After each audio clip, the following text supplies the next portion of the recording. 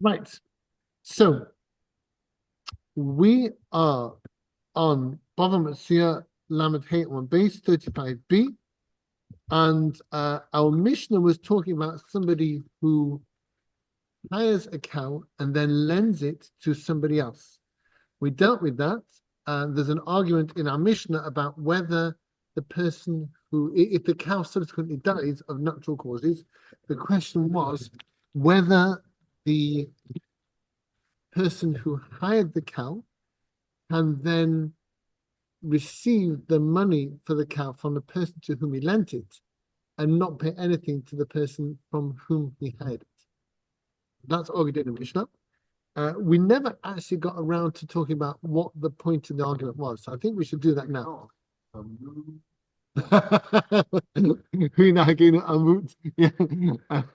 Well, actually, it is talked about in the Shittim Kavetzes. He talks about it, about this very point, about what exactly the argument Rabbi Yossi and the Tanakhama is, and we ought to do with that as a matter of due diligence. I want to do that now. And if they take the entire share, I don't care, because it's worth talking about. If we can get on something else, then whatever. We'll see. See how we do. So let's look through the Mishnah again, just to understand this. We may have dealt with this before briefly. I can't remember. If we have, then well and good. And if not, no. So very good, very good. Okay. Somebody hires a car from somebody, and then he lends it to somebody else who may suck it up and it dies in a normal way. It just drops dead of old age or whatever. So the rule is that if you borrow something and it dies for through no fault of the person who borrowed it, it just dies or breaks or whatever. Even though there was no negligence involved, the person who borrowed it must make restitution because they have all the benefit from borrowing this thing for free, and therefore they have all the liability. That's the basic reasoning. Even if they only 6 hours. Yeah, for as long as they have it, they're a borrower, a shoyel. Yeah, the shoyel is kind of for everything except when it dies because of its work, or ba'alav imay, where the owner is actually with the thing when the thing goes wrong. So, for example, I'm sorry. Oh, there's witnesses and events. It's all that I don't have to worry about. That is the case. So whatever circumstances you need to make that happen, imagine those. So it could be that the person admits it, or the witnesses, or having in front of basis, whatever you will. We can assume that. Otherwise, you're right. The case wouldn't start. Well, how do you know? Maybe it died in the course of its work. Maybe the owner was there.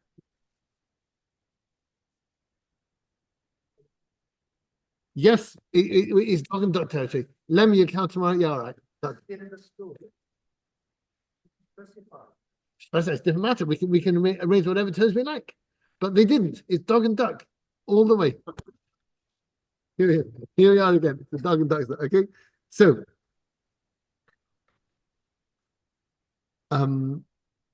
again, somebody hires a cow from his friend, and lends it to somebody else, who makes a dark and dies in the normal way. Then there's Colin. Hello, Colin. Oh, I'm so sorry. Oh my goodness. I'm sorry. Nothing personal. I would have gone on. All right. Okay. Jolly good. Thank you. Thank you. Colin.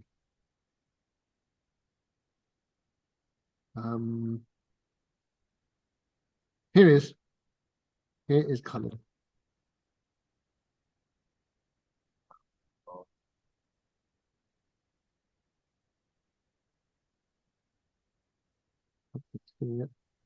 Hello, Colin. Hello, Rabbi. I thought you forgot about me. No, so sorry, because I was already on the screen share. I'm really sorry. So I mustn't have No problem at all. No, nothing personal. No problem. All right. So no. Thank you. And we wish you well for your encounter. Thank you very much. Thank I'm you. sitting outside the place now. You're amazing. Okay, so again, the case is where somebody hired a cow from somebody else, lent it to another person, and it died.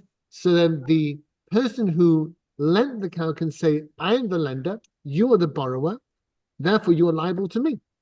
And all he has to do is make a shavua to the person who originally owned the cow that the cow died of natural causes, which means that the hirer is not responsible for paying back to the person from whom he hired it. Because if you hire something for money, you buy the use of it, then you're not liable for Mesa Kadaka when it just died of natural causes. But a borrower is liable. So the borrower pays to the person who hired it, and the hiring person pays nothing to the person from whom he hired it. So at the end of the story, the borrower has to pay £10,000 for this cow to the person from whom he borrowed it. The person who lent it to him, who hired it from another person, gets £10,000. He's paid 100 for the use of it, so he's £9,900 in the black. Not only that, he can claim a second cow from the lessor and say, I paid £100 for a cow for a week. I've only used it for I've only had it for a day. You owe me further 6 days' work of this cow. Thank you very much. And it's quitting. So this is the first opinion in the Mishnah.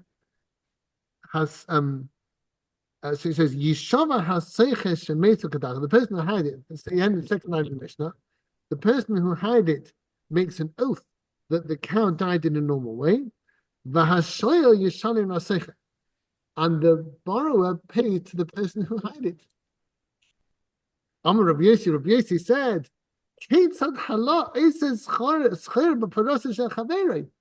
how can this person, the hirer, do business with his friend's cow?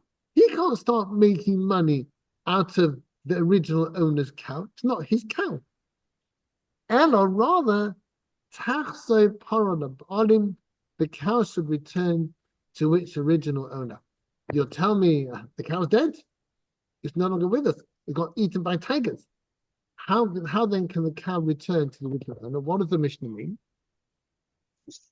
That's right. So that the person who borrowed the cow pays the £10,000 that it's worth, not to the person who hired it, but to the original owner, the person who leased it out. That's what our Mishnah says. So can you say that last bit again, please, Rabbi? So again, full disclosure. It's all the talk in the Rose and Crown. It's the gossip. All right, they put it on the chalkboard outside. You know, they're all talk. And again, I must say, I mean, your question's always pertinent, but I always got to say the same thing. For whatever reason, that's not under dispute. They know, the witnesses, it happened. They were all there when it happened. There's no dispute for whatever reason. As long as my case won't start. You're right. So I must say that for whatever reason, yes. A Mesa Kadaka means it wasn't through negligence or theft. It just, it just happened. You know, I mean, being struck by lightning and dying is also natural causes, you know, of sorts. Hey, so that's good class. Okay, so the Shittim Kabbat deals with this and says, what is the argument between the Tanakh and Rabbi Yossi? And Rabbi Yossi he seems a bit sort of frustrated. So he says, but we can't say, that can't be right, you know, which is our natural reaction. Mine too. That can't be right. How can the person who hired the cow suddenly walk away with 10 grand? You know, and Rabbi Yossi says, what do you mean? That's not fair. It's got to be more reason than that. So what's Rabbi Yossi's point? That's what I want to know. What's his line of argument? Because you know we are Talmudists here. We're a based in. We can't deal with feelings. We've got to deal with justice. Why? Sorry, Rabbi, can you explain? How he got the 10 grand again? So the cow was worth 10 grand. Can you just explain again why he's got why the 10,000? Why he's received that? Thank you. So the cow's worth 10,000. It's my cow. It's worth £10,000.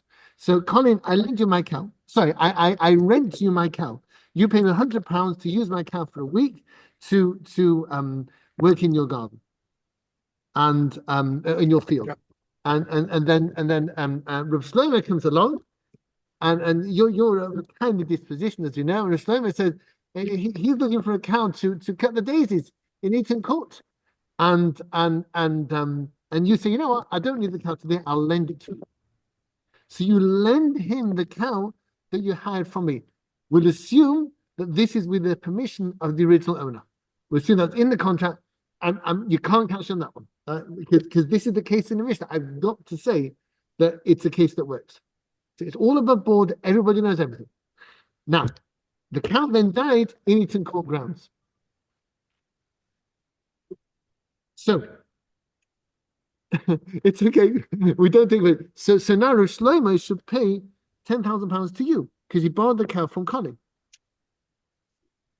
And I should say, well, it's too bad. You know, I hired the cow out to you, Colin. You're not liable to me if the cow just drops dead. You're only liable to me if the cow got stolen or lost. But this wasn't like that. It was in the field and just boom. So Michael says, like Rav Yossi, the chain goes all the way back, which is an interesting thing to say. And I want to push on that just a second. So Colin, is that all right? Yeah, I'm with that. So basically, you lent the cow to me. I lent it to somebody else. Cow died, and I got paid. Right. That's correct. And you're saying, "Where's my money? I've got to go to the Dog and Duck because I can't afford the Rose and Crown." Well, now you're quitting. I'm with it. You're 10 grand up. You can buy the Rose and Crown for that. Absolutely. You'll be the new Bava. You're right. I definitely buy a round for the whole shul. Absolutely. So, we can zero in on this and push it a long way. All right. So Michael says you're in Rabbi Yossi's camp. Rabbi Yossi said that's ridiculous. Can't have that. Rather, the 10 grand doesn't go to you, Colin. It goes to me. So I agree with him. Okay. So Michael, I need you to tell me a bit more about that. Why exactly now I'll use your words, why does the chain go all the way back to the original owner?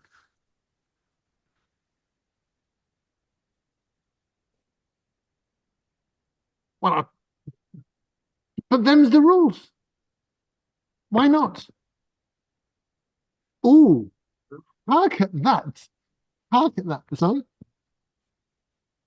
And hark at that too. Okay, wowee. Okay, I'm getting goosebumps just listening to this. This is amazing. All right. So you not with me for compliment you, Pastor Shalom, but you really put your fingers on it there. That's amazing. All right. But as convincing as you make Rav Yossi, you also need to understand the Tanna Kama, the first opinion. We've got to get the both. And like it says in Pokemon, you've got to catch them all. Okay. So this is what we're going to do. We're going to get them both right. We can't agree with one or the other. That's not our job. As people learning a Mishnah, we've got to understand all of it. So let's first of all go with you. I love this. All right. So here's how you're taking it. And correct me if I'm wrong. The liability the ability to lend something out and claim the value of it rests with the owner of the thing. That's what you're saying. Because he's the owner, the 10 grand goes back to him. So when you lend something out, you get the money back if it breaks or dies because you're the owner. Your cow, Colin and me. Yeah. So it may be inconvenient for Colin, but he hasn't lost a cow. You have lost a cow. That is your property, your £10,000 free to inspect. With your rigidity next week. It's a short one. Well, the dog no, that'll be the Rose and Crown. And you're the one who really suffered the loss. So my life is for reasonably not to go to Colin. Go to you. Okay, I hear that. So again, just to repeat that. But also, Rabbi, you say that I've given it to you. You've actually rented it to me. So I've paid you for the service, right? Yeah. So, and because I've paid you for the service, it's in my. I'm just thinking outside the box here. It belongs to me. Therefore, you may have had to have taken some form of an insurance against that happening. So you've now said, okay, it's yours. You're in charge of it, and if something happens while you're in charge of it, you're liable for it. So if I'm liable for its losses, or its profit, I should be liable for its gain. Wow. So Colin says the Tanakama, the first opinion in the Mishnah. Wow, gosh, I'm in the presence of greatness here. Can I know? Well done, all of you. This is brilliant. This is amazing. It took me hours to. I couldn't get at all. I need to sit to investors. You just do it like that. So Colin says no. Colin says the fact that he has the use of it means that he steps, as it were, into the shoes of the owner. Because he's using it, he owns the use. Correct me if I'm wrong, Colin. I don't want to put words in your mouth. Yes, I've paid you a rental for it, so it's in my responsibility now. So if you got the responsibility, you're like an owner. Because normally, if I got my own cow and something happens to it, that's on me because it's mine. If you assume responsibility for it because you hired it, then you're like the owner. You're now stepping up to the plate like an owner normally would. Am I right, Colin? Yes, correct.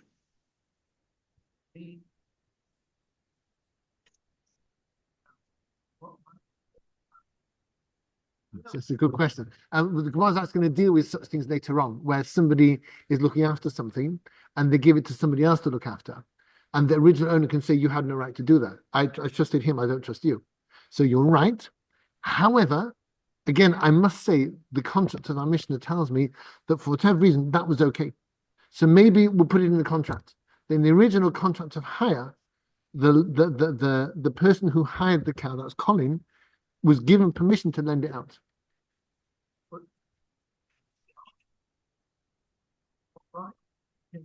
If I'm not using it. Yeah.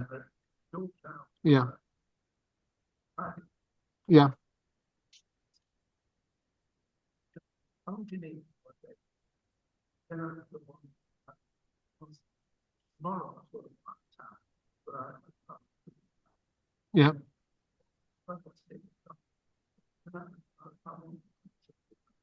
So you want to sublet?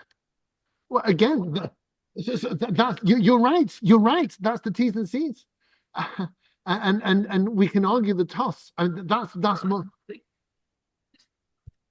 correct. You're quite right. But let's again assume it's in the contract. In the original contract, and I'm forced to say that's the case. I've got to, because there's no hue and cry in the Mishnah about how dare the hirer then lend it out willy-nilly. Why isn't he sued by the owner for doing that in the first place? Perforce, I must say that the owner gave him permission. I must say that. So you're right, but you're also wrong, because that's not the case in our Mishnah. I must say that. Rabbi, Yeah. Rabbi, if for example I've broken the terms of my agreement with you, or I can't pay you that rent afterwards, and so you've given it to me, and I failed to pay you the rent on the day. You said, "Oh, don't worry, pay me tomorrow," and I hadn't paid you. Going back to an earlier Mishnah, at that point it would belong to you. It would go back to you, because then it goes down the line. So, Colin, you forfeited. You haven't paid me, so actually the money for that dead thing belongs to me. But if I've paid, it's mine. That would probably be the case. Yeah, I can't say for sure, but what you say makes perfect sense. Absolutely. If you break the terms of the contract, you're no longer the hirer. You're just a scoundrel. Yeah, absolutely. Yeah.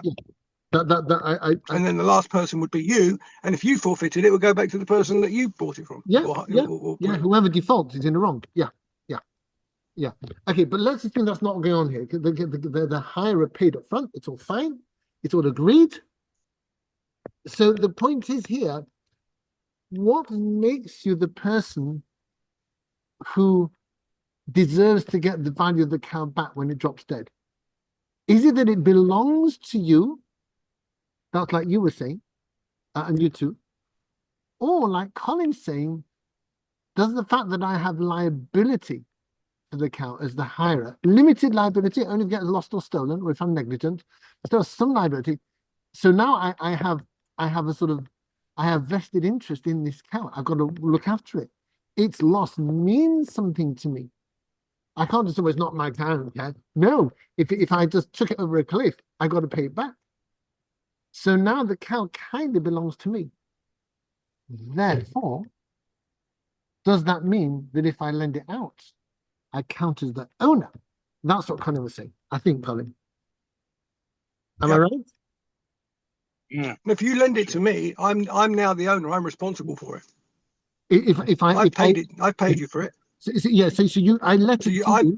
You have liability for it. It's kind you of lend yours. it to me.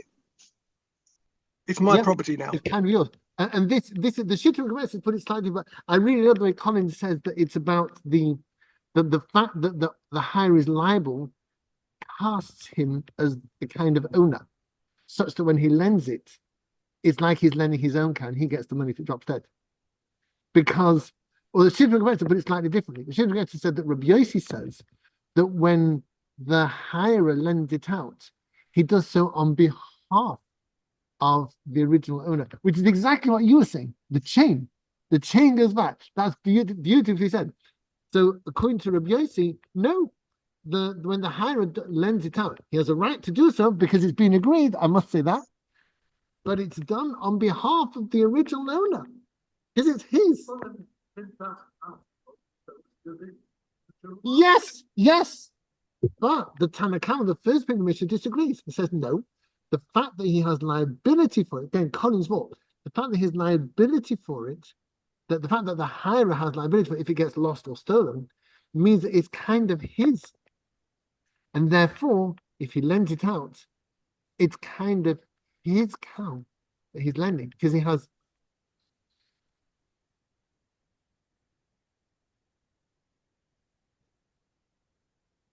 First part, owner and borrower number one. Yeah. They have theory. Yeah. Then we have borrower number one, right, and user number two. Yeah. And they've got their terms. Yes, exactly. That's in the first opinion of Mishnah Tanakh. Absolutely. Yes. And what do you know? This is actually relevant to us this week.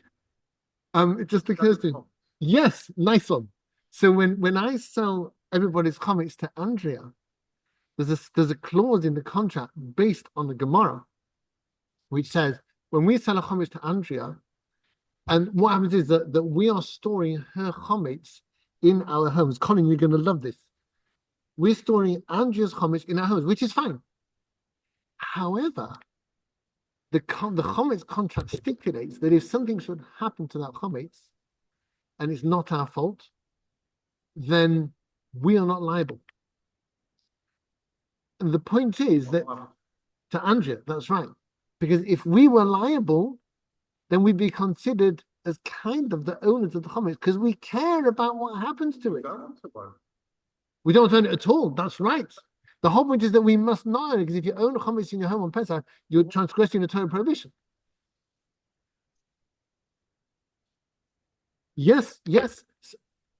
You're right. You're right. This is not. You're right. But Collins' principle. Sorry to keep banging on you, Colin. But Collins' principle obtains, which is that we have to disclaim responsibility for the chametz while it's in our homes. Otherwise, we'd be considered the owners of it because we'd have a vested interest in that chametz being safe throughout Pesach. It would cost us money were it to be stolen or whatever, and therefore we'd be considered somewhat the owners and would be violating Pesach.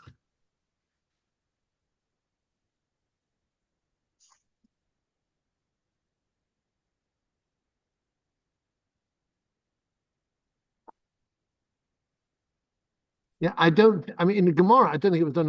In Tanakh, I don't think it was done a matter of course. It's kind of it's a device that. Yeah. The Seder it's a device. It's within the law. It allows us not to have to destroy or consume all the chametz from Pesach. And you know, for many people, it wouldn't make much difference. But if you got a huge stock, let's for example, you own a warehouse full of whiskey, or you got expensive whiskies in your home or whatever, and it can be worth thousands of pounds. And to expect people to dispose of that for Pesach would be a serious financial loss.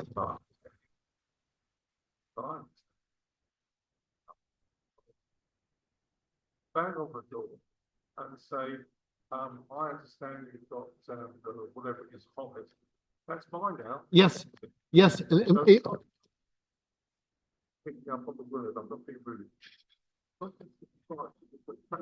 It's absolutely true. Yeah, it's real. It's a real thing. Otherwise, support.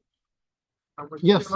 Yes, you're right. She can ask, not only that, if you fail to open the door, she can smash it down with impunity. Yeah. The contract says not. It says that the buyer, if need be, can break the door down to get to their comments. I had a call just this morning from somebody who said they have an investment in a barrel of whiskey and they don't know where it is. So they said, can they sell it to Andrea? Because they haven't got it in their home. It's somewhere. It's some cask somewhere in a warehouse in Scotland or whatever it is. He doesn't know where it is. So he said, "Is that okay?" So I said, "As long as Andrea can get to it in principle, and just as you say, and can claim it on Pesach if she wants, then that's fine." So if it's so securely locked up or so lost from sight that she couldn't get hold of it, then it's not a real sale.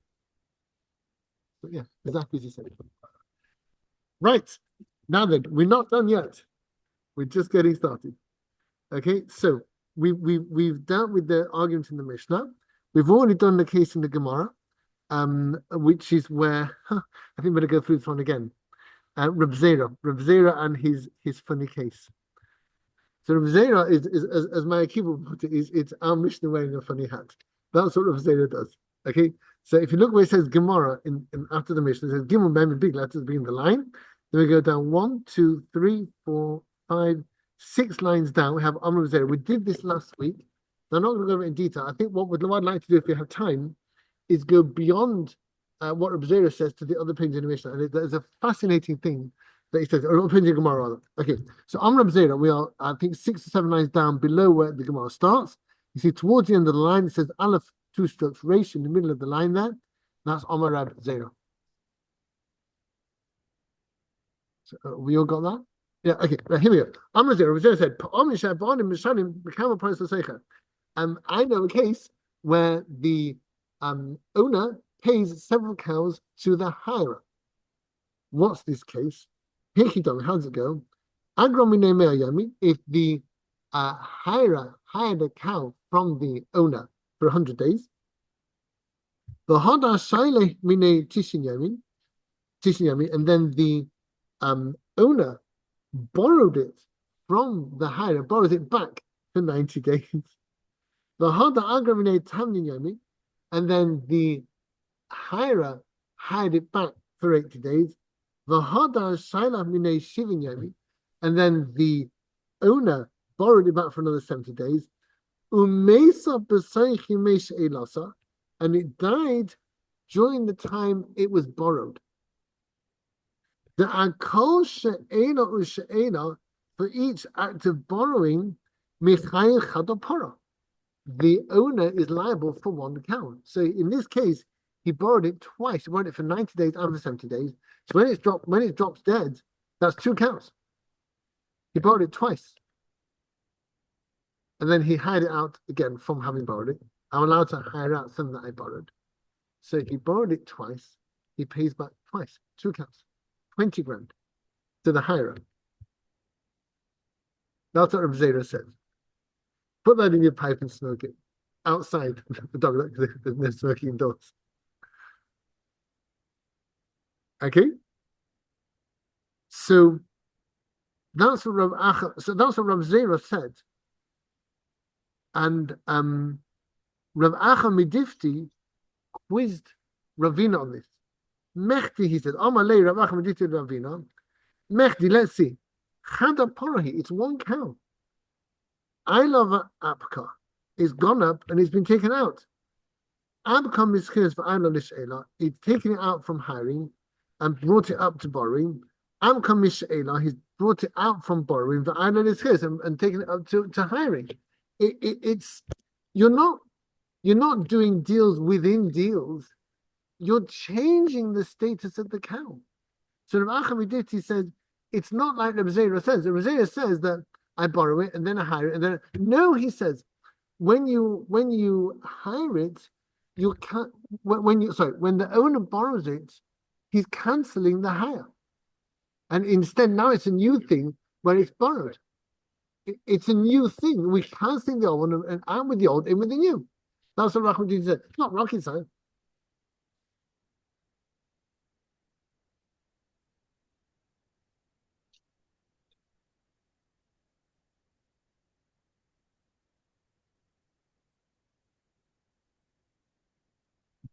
If you're in the Rose and Crown, you'd be right, but we're not. We're in the Duck and Duck.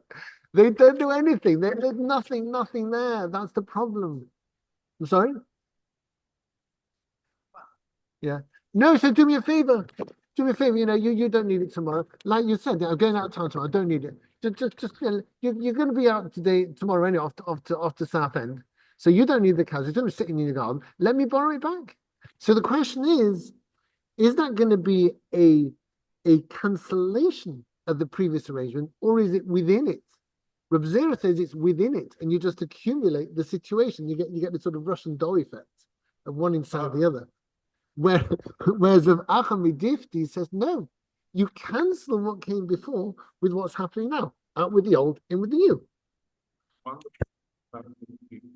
Oh yes. It means that there's your contract, but something comes, bam, a bit of it, and if you like, skews the whole thing, and so you can't rely on that original signature. Yeah. So you think that's I like that very much. Novus actus inter velians. I was going to say that. Here we have my friend. I can't even say it. Yeah, they know about that one only in the Rose and Crown, I'm afraid. In the Duck and Duck, they're not idea. It's all Greek to them. Okay. Yeah, it's spot on. It's spot on. That's what Rachel, he said. Novus, I love it. Novus actus inter velians. It's a new thing. So whatever happened before has gone away. Thank you. Now, truth be told, Tosfos, I'm not going into it in detail. Tosfos says that Reb Zera would concede to this if it was the same time periods. But he says that since it was 100 days, 90 days, 80 days, it works within the other one. But Reb Zera would concede this point if it was for the same amount of time. Yes, yes, they would. Yes, or they may well. Although again, they're in their drunken thug, that's what they're not thinking straight. They just do it. That's the problem. Again and again, the Beis Din have to deal with these botched situations, and they come to them in the court night saying, "What do we do now? We don't know." And they may say, "Well, what did you mean? We don't know that either. They don't know anything." So they had to work it out, and this is it. We have a paucity of information, a lack of care on the part of the litigants, and they dump it in the Beis Din stuff. They sort it out, and that's what we have to do with the Beis Din. God help us. That's our job in this. Oh my goodness. Okay. But a dying you have to be. In a dying can't tuck his responsibility. You've got to do it. And then and that coat lies heavy on the shoulders. Believe me, it does. My goodness me. My goodness me. I'm reminded of a story about somebody who a little shepherd girl, and she's shepherding her goats in the field, and this guy nearby meets God. Says, "God is here. God is here. I just pop down for a chat." And he says to God, "Tell me, what's it like being God?" And God says, "Oh my goodness, it's hard graft. It's really hard." And he said, "Well, what do you?" He said, "Well, what's this?" And they stop the shepherd girl just leaving the goats, or the goat herdess, shepherdess. Well, it's less shepherd, I've got it sheep. Shepherd just wandering off, leaving the sheep grazing in this open field with no proper protection. And the guy says to the shepherd, "Who's going to look after your sheep?" And she said, "Oh, don't worry, God will guard them." And God said, "You see, there's another job I've got." And the Dayanim are a bit like, or the same word is used. Elokim Nitzav Ba'das Kel, it says in the Sunday for Tuesday, God stands in the congregation of the Lord. That's the Beis Din.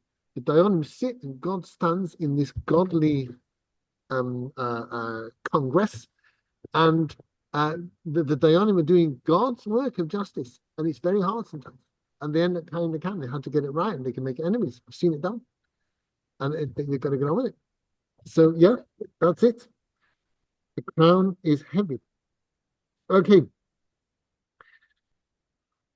So Amalei, Ravina said to Rav Achamidifti. Now this is a fascinating point. Umi isa lepara be'ena. Is the cow actually there? The name that we will say to him thus. Ah, well, may you ask what? I puzzled on this for a long while. Is the cow there? I mean, it's been blasted by a bolt of lightning, and it's no longer extant at all. It is ashes, ash and blotter. Must be. You're saying, well, the cow's not there?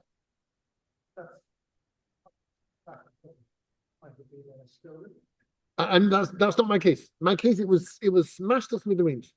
It was savaged by tigers. We even split the bones and ran off with them from the marrow.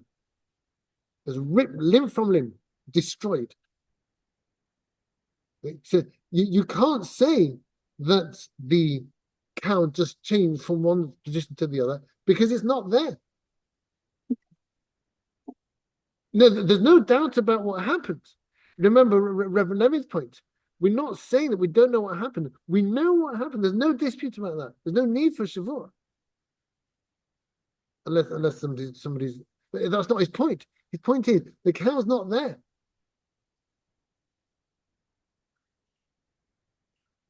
Yes, but what difference does that make? Why is that an argument? The cow's not there. Well, we all believe it, but everybody in all the cases believes it. There's no dispute about what happened. I wish I could use that. But he's saying the fact that the cow's been destroyed means it changed the halacha. Why so? In whether you can consider this to be one the hiring cancelled by the reborrowing or not. So we're going back to who's responsible to pay. Worse than that.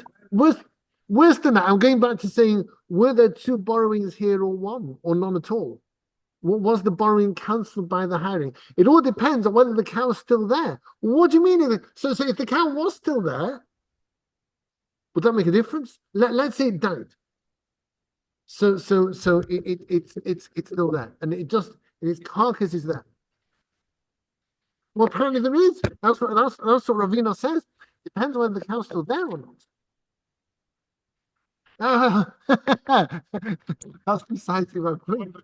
That's precisely my point. What sense does that make?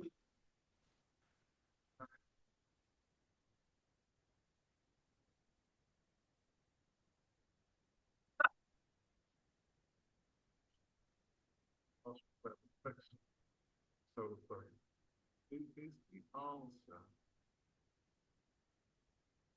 that the liability may change if animals? Yes. I don't know. Yes. No, it's very hard. What? No, where it is now. No. Yes.